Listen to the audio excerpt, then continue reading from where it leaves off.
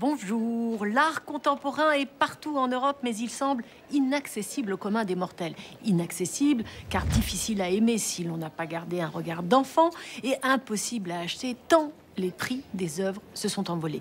Nous allons vous emmener hors des sentiers battus qui passent d'habitude par Londres, Paris ou Stockholm.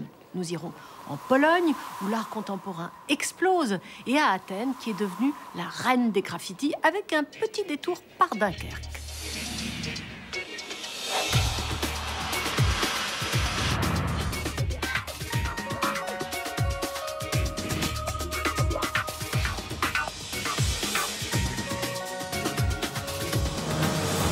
L'Europe de l'Ouest reste encore à la pointe de l'art contemporain mondial, avec la Grande-Bretagne en leader en Europe et la France très loin derrière. Mais c'est à l'est de l'Union européenne que le blé est en herbe.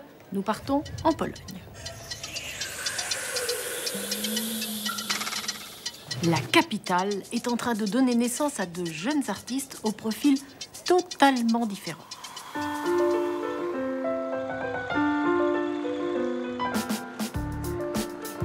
Le palais de la culture imposé par Staline domine encore la ville.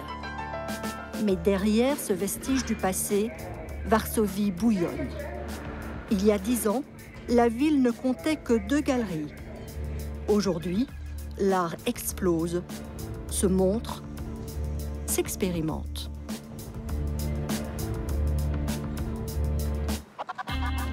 Marta est l'une de ces nouvelles exploratrices. Gérante de galerie, elle revient de Paris, reçoit la presse italienne. Elle sent qu'à l'étranger, l'art polonais intrigue. Le travail de nos jeunes créateurs a d'autres racines que celui des jeunes Français ou Allemands. Il faut dire que leurs expériences de vie sont totalement différentes. Pendant longtemps, nous avons vécu derrière le rideau de fer. Les artistes polonais d'aujourd'hui font partie de la première génération née dans un pays libre et enfin délivrés de ce fardeau.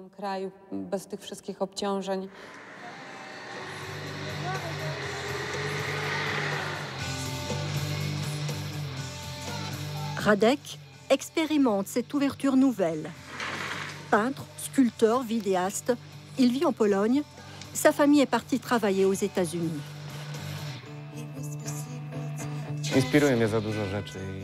Il y a trop de choses qui m'inspirent. Alors j'essaye de faire le tri dans ce chaos et de remplir ce vide qui est en moi. Comme beaucoup d'artistes, Radek s'est expatrié, mais a décidé de rentrer en Pologne. Ici, ce sont des morceaux de tableaux ratés. J'arriverai bien à en faire quelque chose. Ceux qui partent se rendent compte que nous avons beaucoup plus à dire que tous ces gamins qui ont grandi dans l'opulence et qui ont toujours eu ce qu'ils voulaient, alors que nous devons encore nous battre pour tout. Il est pas mal, celui-là.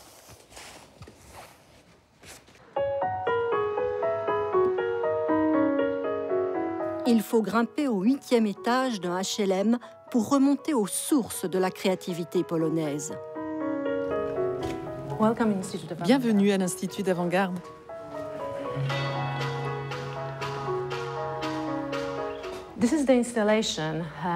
Nous sommes ici dans l'atelier et le studio d'Edward Krasinski. On a tout laissé comme c'était au moment de sa mort en 2004. Cet appartement est à la fois une œuvre et un musée. Dans la pièce d'à côté, nous avons une installation qui s'appelle Ping Pong. Et là, c'est la table requin. C'est ici que vécurent les pionniers de l'avant-garde dans les années 60.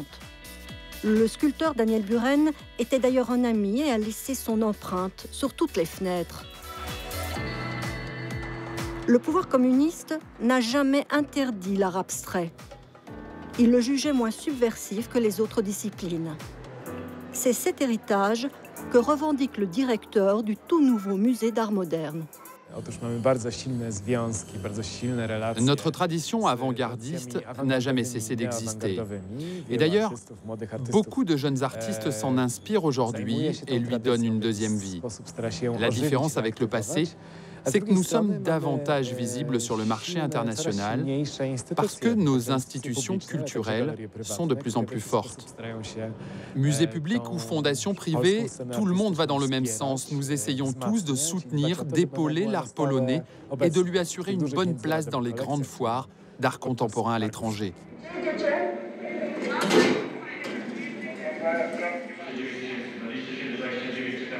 Rafat est un fin connaisseur du marché. Il représente ses clients dans les ventes aux enchères.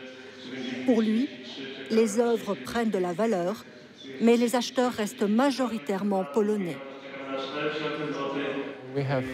Nous avons énormément de jeunes collectionneurs qui sont intéressés. Pour eux, il est plus facile de comprendre les artistes contemporains. Et ils savent que c'est un bon investissement, puisque les prix sont encore très bas.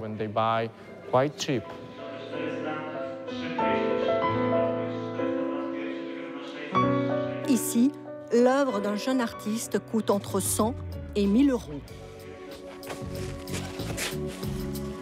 Radek, lui, espère bien traverser les frontières.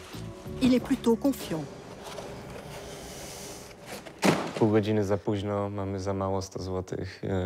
Les siècles d'oppression que nous avons subis ont forgé en nous cette incroyable capacité à nous débrouiller dans des situations perdues d'avance ou normalement vouées à l'échec. C'est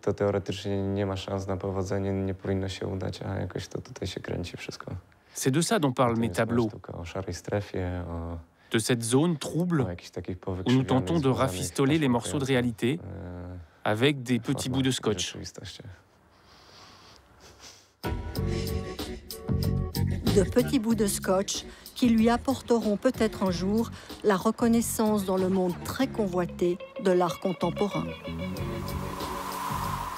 Les mécènes ont toujours existé en Europe. Aujourd'hui, ils s'appellent François Pinault ou Saatchi. En réalité, en France, l'État et les régions sont probablement les plus grands mécènes du pays en matière d'art contemporain.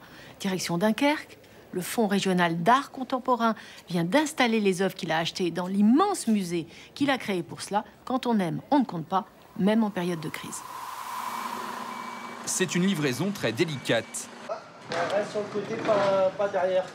Hilde Terlinck, la directrice belge du FRAC Nord-Pas-de-Calais, assiste au retour dans ses locaux d'une œuvre d'art de très grande valeur. Elle revient d'un musée anglais où elle a été prêtée pendant plusieurs mois. C'est une œuvre qui est assez grande, il y a des plaques de verre, on peut même rentrer dedans. Donc c'est deux cubes qui s'enchaînent. Donc c'est comme si on prend deux blocs, on les met ensemble. Si je ne me trompe pas, là, il doit valoir quand même 400 ou 500 000 euros. Ouais. Et qui était acheté dans le temps, je ne sais pas, pour 20 ou 30 000. Cette œuvre de l'Américain Dan Graham est l'une des 1500 pièces appartenant au Fonds régional d'art contemporain. Une collection publique abritée désormais dans un bâtiment flambant neuf, érigé sur les anciens chantiers navals de Dunkerque. La directrice nous fait visiter les réserves.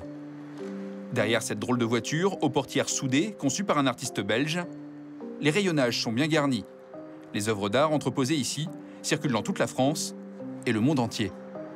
Il y a un comité technique qui propose des œuvres au conseil d'administration. Donc c'est des experts, on achète des œuvres et cette collection grandit petit à petit chaque année. Seule une petite partie de cette collection est exposée au public dans les locaux du FRAC. Le choix des œuvres est parfois sévèrement critiqué. Pourtant, le fonds constitué dans le Nord-Pas-de-Calais depuis 30 ans est reconnu mondialement. On y trouve du Andy Warhol ou du Marcel Duchamp. Cette toile de Gerhard Richter, achetée en 1985, vaut aujourd'hui entre 2 et 3 millions d'euros. Mais pas question de la vendre pour autant. On n'a pas comme vocation de faire de l'argent avec la collection. C'est vraiment créer un patrimoine, mais et essayer de faire une collection qui soit représentative de la création d'aujourd'hui. Le FRAC ouvre ainsi ses portes aux jeunes créateurs comme Marie Hendricks. Cette plasticienne néerlandaise est en résidence pour quelques mois à Dunkerque. Vous aimeriez à terme que le FRAC fasse acquisition d'une de vos œuvres? Ah, bien sûr. C'est très intéressant pour les artistes puisque après le travail continue à circuler. Donc c'est pas comme s'il se retrouvait dans une réserve, mais il sera emmené à être exposé aussi bien en région qu'à l'international. Marie travaille ici avec des collégiens des environs.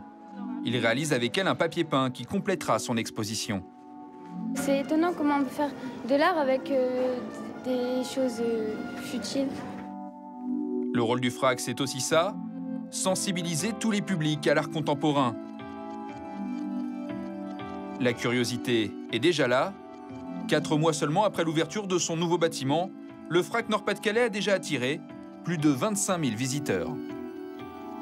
Alors, peut-on dire que l'art contemporain ne connaît pas la crise? En réalité, il se nourrit de la crise, car c'est souvent dans les périodes difficiles que les artistes sont les plus inspirés. Direction Athènes.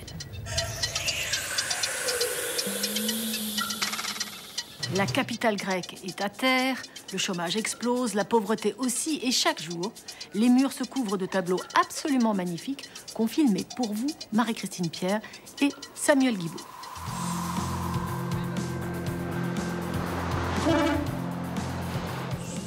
C'est une opération choc, comme ils les aiment, au cœur de la ville et en plein jour.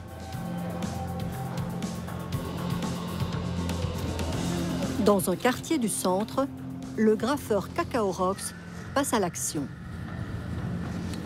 C'est un message de qu'est-ce que c'est la guerre, qu'est-ce que c'est la paix.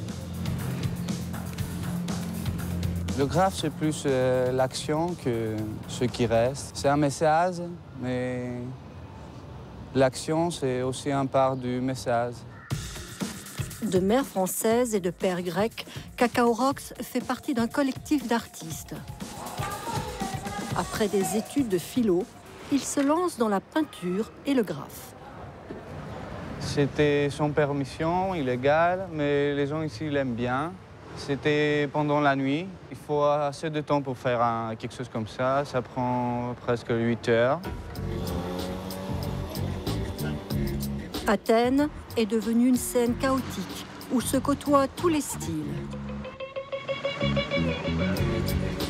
Les Grecs ont toujours eu l'habitude de s'exprimer sur les murs. Cette tradition existait déjà sous l'occupation nazie ou la dictature des colonels.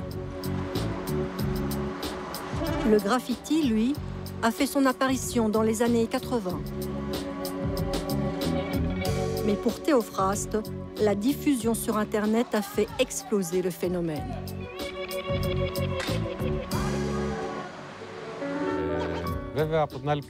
Nous voyons bien que les artistes étrangers s'intéressent beaucoup à ce qui se passe chez nous. Beaucoup d'entre eux viennent peindre ici, car ils savent qu'il existe en Grèce une grande tolérance pour cette forme d'expression et que ce sera pour eux une occasion de se faire connaître. Les Athéniens se retrouvent donc spectateurs des délires créatifs de toute l'Europe.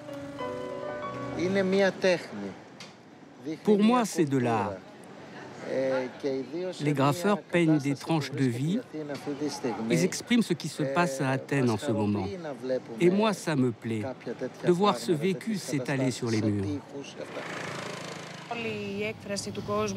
Moi, je trouve qu'ils arrivent à dire tout haut ce que la plupart des gens pensent tout bas. Et en plus, ça embellit la ville.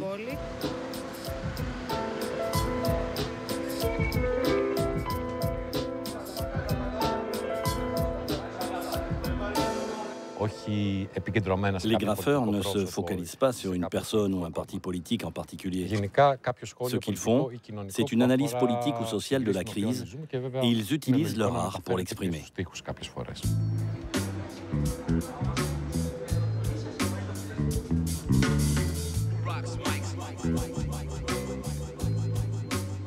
Mais tous les habitants n'apprécient pas cette façon de mener le débat. Moi, je suis contre. Ces messieurs veulent jouer à l'artiste. Ils s'emparent d'un mur qui ne leur appartient pas et ils dessinent tout ce qui leur passe par la tête, même si ça n'a aucun intérêt. Vous trouvez ça normal, vous ? Antonios, lui, pose un autre regard sur la crise. Formé à la peinture religieuse, graffeur, il unit ses deux passions pour plonger dans le temps.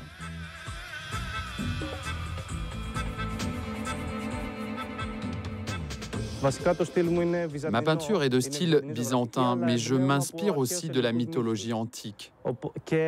En combinant tout cela avec le graffiti, cela crée une dynamique incroyable. Je balaie toute l'histoire de la Grèce, de l'Antiquité à Byzance jusqu'à nos jours. Aujourd'hui, je considère que notre pensée s'est figée. On souffre d'un énorme trou de mémoire. Si on regarde bien tout ce que notre pays a vécu, on peut retrouver un peu d'espoir. Pour Antonios, le présent n'est pas noir. Mais les murs d'Athènes, eux, parlent surtout de lutte antifasciste. L'art du graffiti se nourrit de l'actualité et s'écrit à ciel ouvert. On se quitte et l'on se retrouve sur le site de l'émission. Bye bye!